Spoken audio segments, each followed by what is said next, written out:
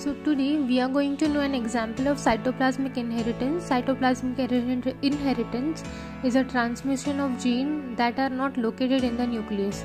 They are typically inherited from the mother's cytoplasm, affecting the trait independently of the nuclear DNA. Here the example is kappa particle in paramecium. Paramecium particularly focuses on inheritance of kappa particle, where there is a symbiotic bacteria that produce a toxin killing other paramecia, and these kappa particles are found only in the killer strain and are inherited cytoplasmically, not through the nuclear gene alone.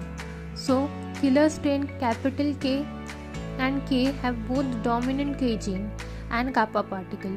There is sensitive strain and killer strain. So the small k here is sensitive strain, and capital K is the killer strain.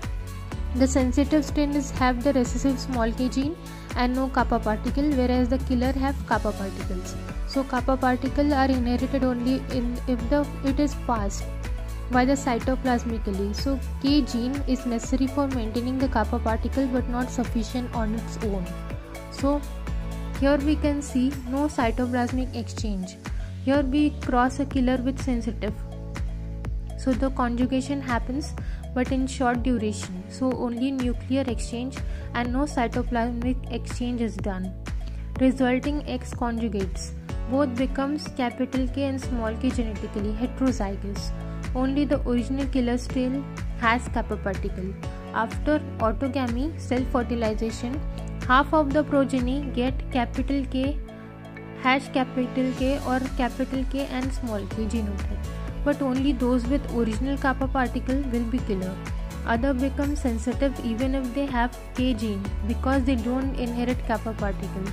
So here we get K gene alone cannot confer the killer trait without kappa particle. Here we will cross a killer with kappa particle and sensitive small k that has no kappa particle. So conjugation lasts long enough for both nuclear and cytoplasmic exchange, with result in X conjugates and become capital K upon small k genetically. Both receive kappa particle from cytoplasmic exchange.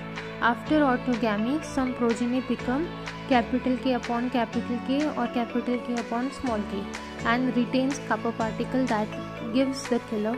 Other become small k upon small k recessive, and without capital K gene they lose the kappa and they become the sensitive. So only individual with both the K gene and kappa particle are killers.